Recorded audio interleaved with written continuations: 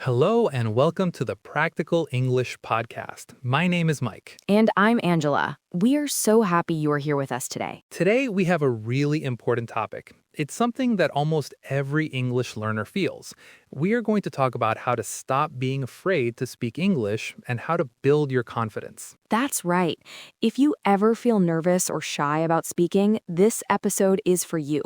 We want you to know that this feeling is completely normal, and today we will give you some practical tools to change it. Exactly. So let's start with the feeling itself. Angela, what does this fear look like for most students? Well, it can be many things. For some people, it's the worry about making mistakes. You think, what if I use the wrong word? What if my grammar is bad? People will laugh at me. Right, that fear of being judged. Exactly. For others, it's just shyness. They are quiet in their own language, so it feels even harder in English. And then there's overthinking. Oh, that's a big one. You plan the perfect sentence in your head, but by the time you are ready to say it, the conversation has changed. And you're left feeling stuck and silent. Another common issue is comparing yourself to other learners or even native speakers. You hear someone who speaks better and you think, I will never be that good. That is such a draining feeling. And it's not just about other learners. I have students who live in an English-speaking country and they feel terrible because they don't speak like the native speakers around them. They feel like they don't belong. That's such a confidence killer. So we know what the fear feels like, but why does it happen? I think a big reason is our experience in school. I agree. In many classrooms, if you make a mistake, the teacher corrects you in front of everyone. You get a bad grade. So our brain learns mistakes are bad. And that creates a fear of trying. Your brain is just trying to protect you from feeling embarrassed or ashamed again. It wants you to stay in your comfort zone where it's safe. Right. It's also about perfectionism. Many learners think they need to speak English perfectly before they can speak at all. But language doesn't work like that. It's a tool for communication, not a test. That's such an important point, Angela. It brings us to the idea of mindset. How you think about mistakes can change everything. Yes, let's talk about the difference between a mistake mindset and a growth mindset. Okay, so the mistake mindset is what we just described. It's the belief that making a mistake means you failed. It means you're not good at English. And it makes you want to hide and not speak. But a growth mindset is the opposite. A growth mindset says that mistakes are not failures. They are opportunities to learn. Exactly. When you make a mistake with a growth mindset, you think, oh, that's interesting. Why was that wrong? What can I learn from this? Every mistake makes your English stronger, not weaker. It really does. And here's a secret for all our listeners. Native speakers don't speak perfectly. Not even close. We make mistakes all the time. We use informal words like gonna instead of going to. We start a sentence, change our mind, and start a different one. We forget words. It's normal. Totally. The goal is not perfection. The goal is connection and communication. If the other person understands your idea, you succeeded. That is the golden rule right there. So, okay, we understand the fear and the right mindset. Now let's get into the really practical strategies. How can our listeners actually start to feel more confident? Okay, my first big tip is this. You need to stop translating in your head. Yes, this is a huge barrier for so many learners. Can you explain why it's a problem? Of course. When you translate, you are doing 3 jobs at once. First, you think of the sentence in your native language. Second, you translate each word into English. Third, you try to put it into correct English grammar. It's too slow. And it makes conversation impossible. You can't listen and translate at the same time. So what's the solution?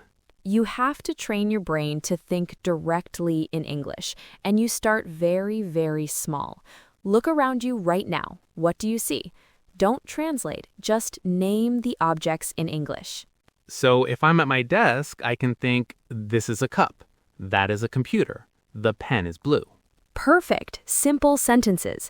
You can do this for just a few minutes every day. Soon, your brain will start to make direct connections between the object and the English word. No more translator. That's a fantastic first step. What's the next practical idea? Practicing speaking daily. And I know what you're thinking, but I have no one to talk to. You don't need another person to start. That's right. You can speak to yourself. It might feel a little strange at first, but it is incredibly effective. For example, at the end of the day, take 2 minutes and describe your day out loud. You could say, today I woke up at 7, I ate breakfast, I went to work, my work was busy. It doesn't have to be complicated. You are just getting your mouth used to making English sounds. Another great idea is reading out loud. Find a short news article or a paragraph from a book and just read it. This helps with pronunciation and the rhythm of English. And one more tip for this section. Use the voice recorder app on your phone. Record yourself speaking for 1 minute, then listen back. Okay, I know many people hate hearing their own voice, but it is so useful. You can hear your own mistakes and find things you want to improve. Exactly. These small daily actions build a strong foundation. Okay, so we've talked about thinking in English and practicing alone. Now let's give our listeners a step-by-step guide for building confidence in real conversations. I love a good plan. What's step 1? Step 1, start small and safe. Find one person you feel comfortable with. This could be a patient friend, a family member, or a professional tutor. The key is to practice in a low-pressure situation. That's great advice. You need a safe space to make mistakes without fear. Okay, what's step 2? Step 2, prepare for specific situations. If you are nervous about ordering coffee, practice the phrases you need before you go to the coffee shop. Yeah, you can stand in front of a mirror and say, "Hello, can I have a large latte, please?" to go. When you prepare, you feel more in control and less anxious. It makes a huge difference. Okay, step 3 is a mindset shift during the conversation. Focus on communication, not perfection. We mentioned this before, but it's crucial. Your goal is just to be understood. If you ask for a coffee and you get a coffee, that is a 100% success. It doesn't matter if your grammar was perfect. Right. Don't worry about small mistakes. Celebrate the successful communication. And that leads perfectly to our final step, step 4. Let's hear it. Step 4, celebrate your small wins. After you have a conversation, don't focus on what went wrong. Focus on what you did. You were brave. You tried. You spoke English. That is a victory. That's so important. Be kind to yourself. Confidence is like a muscle. Every time you practice, every time you try, you make that muscle a little bit stronger. Such a good analogy. It really is. All right, we've covered a lot today. Let's do a quick summary of the key takeaways for our listeners. That brings up another great point, Angela. We've talked about what to do before you speak, but what about when you're in the middle of a conversation and your mind just goes blank? Oh, the brain freeze. It's the worst, isn't it? Your heart starts beating faster and the one word you need just disappears. It happens to everyone, even in their native language. That's so true. It makes you human.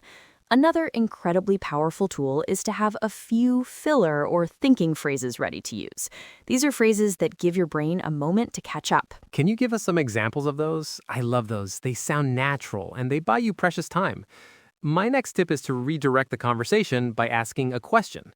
If you forget a word or lose your idea, you can ask the other person, "What's the word for?" or "What do you think about it?" That is such a smart move. It takes the pressure off you and invites the other person to help. Most people are happy to help you find a word. It turns a moment of panic into a moment of connection. Exactly. And one final thought on this, shift your focus. When we go blank, we are usually thinking too much about ourselves. "Oh no, I sound stupid. They're waiting for me." Instead, try to focus completely on the other person and the topic. Listen to what they said again. This can often spark the idea you are looking for. That's fantastic advice. So to recap, for those moments of brain freeze, don't panic, use a thinking phrase, ask a question, and focus on the other person, not on your fear. These tools can turn a scary moment into a manageable one. Great idea. First and most importantly, know that the fear of speaking is normal. You're not alone. Second, change your mindset. See mistakes as learning opportunities, not failures. Remember, even native speakers are not perfect. And third, take small, practical actions every day. Think in simple English. Speak to yourself. Read out loud. These little habits build a big foundation. And finally, remember that confidence doesn't come from waiting, it comes from doing. Start small, be prepared, focus on communication, and celebrate every single step you take. The most important message is that fluency is not about perfection. It is about being able to share your ideas, your thoughts, and your personality with other people. Well said, Angela. We really hope this episode has been helpful for you all. If you enjoyed it and want more practical English tips, please be sure to follow the Practical English Podcast wherever you're listening. Yes, and leaving a like or review really helps other learners find us. We release new episodes every single week, full of practical English for your real life. Thanks so much for listening. We'll see you next week. Bye, everyone.